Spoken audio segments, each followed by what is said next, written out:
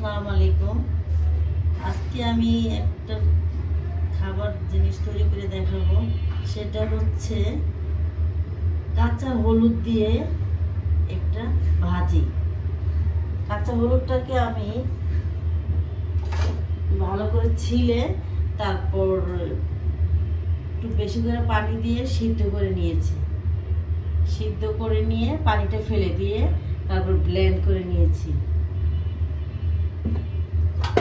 আমি এখানে কিছু পেঁয়াজ, তারপর একটা তেজপাতা, এই যে দুইটা এলাচ, একটু রসুন কুচি, স্বাদ মতো লবণ, তারপরে দেখাবো এটা আমি পেঁয়াজটা দিয়ে দিলাম। এটা আমাদের এলাকাতে বেশি এইভাবে করে খায়, শুধু কাঁচা হলুদটা।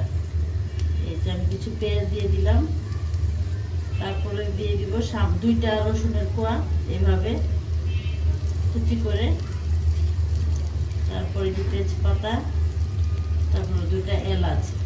আমার কাছে দারচিনি নাই, দারচিনি থাকলে দারচিনি দিতে হয় সাথে।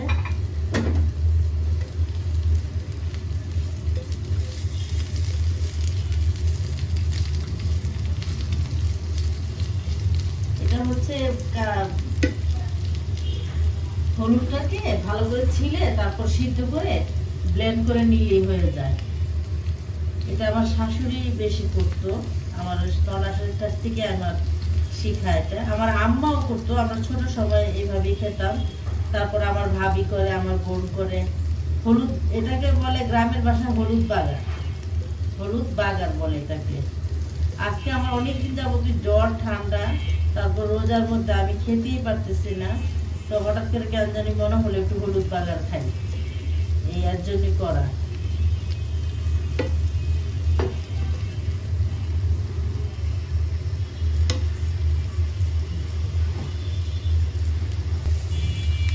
এটা যখন একটু বাদামি কালার হয়ে যাবে তখন এই যে দেখেন আমি একটু আদা রসুন বাটা একসাথেই এটা দিয়ে দিলাম। তারপরে একটু জিরা বাটা দিয়ে দিলাম।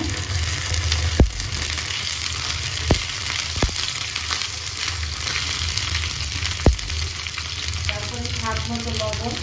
আর হলুদ বাগার যেহেতু, তাহলে আর আমাদের হলুদ দিতে হবে না। এই যে ধনিয়ার গুঁড়া দিয়ে দিলাম, আর এই তো মরিচের ফাঁকি। আর এটা দিয়ে একটু ভালো করে নাড়াচাড়া দিলাম।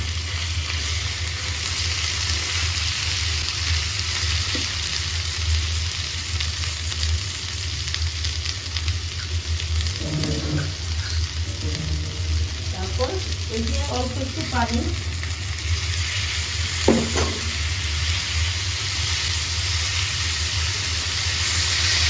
তারপরে এই যে হলুদটা যে বাটা ছিল এই হলুদটা দিয়ে দিলাম। গরম গরম ভাতের সাথে এই হলুদ বাগারটা খুবই ভালো লাগে। এটা প্রায় 30 মিনিটের মতন হইলে আপনি নিজেই বুঝতে পারবেন এই যে একদম আঠা আঠা হয়ে যায়, খুরচুনের সাথে লেগে যায়, তখন বুঝতে পারবেন এটা মোটামুটি হয়ে গেছে। এটা আমি কাঁচা মরিচ গুলো দিয়ে দিলাম।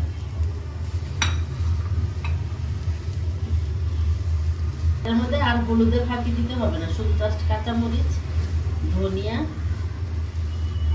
জিরা বাটা, আদা বাটা, রসুন বাটা। যখন হয়ে যাবে তখন বুঝতে পারবেন এই যে খুচুরের সাথে লেগে যায়।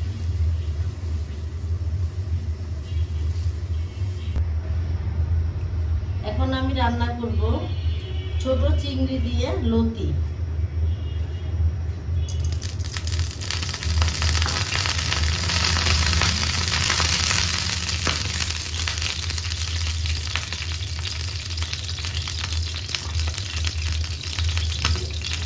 তেল দিয়ে দিলাম।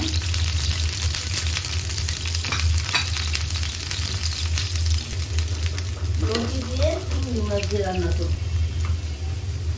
লতিগুলো আমি একটু হালকা গরম পানির মধ্যে একটু ইয়ে করে নিয়েছিলাম, ভাপ দিয়ে নিয়েছিলাম। এখন আমি ছোট ছোট রসুন তো সাথেই দিয়ে দিচ্ছি।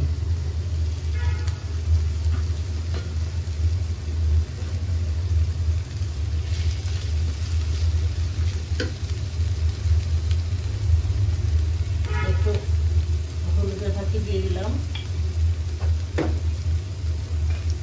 ঝাল ঝালটা হচ্ছে আপনাদের নিজেদের মতো, আর রোজার মাছ তো একটু ঝাল ভালোই লাগবে। একটু ধনিয়ার গুঁড়া দিলাম,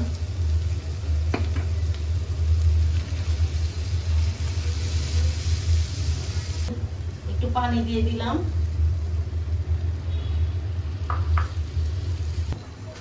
এটা ভালো করে কষানো হইতেছে।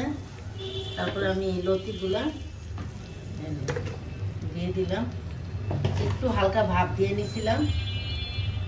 আর এই যে রসুন গুলো আমি এখন দিয়ে দিলাম একসাথেই, ছোট ছোট রসুন গুলো আস্তে আস্তে দিয়ে দিলাম। আর লতিগুলো একটু শলা শলা থাকলে হয় কি ভাল লাগে, ভেঙে গেলে ভালো লাগে না। এই যে এটা হোক আস্তে আস্তে।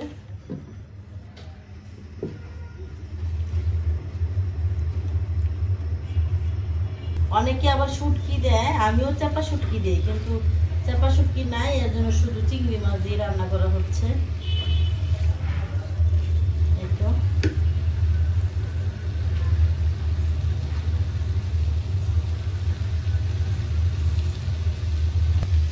যে আমি কাঁচামরিচ গুলো দিয়ে দিলাম, আর লবণটা দিয়েছি, লবণটা দেখানো হয় নাই, লবণটা দিয়ে দিছিলাম।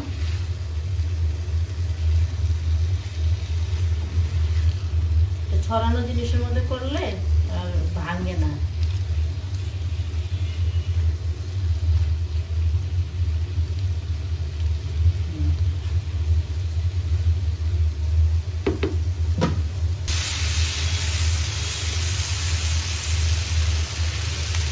এই তো আমার লতি হয়ে গেছে, এখন নামাই ফেলবো।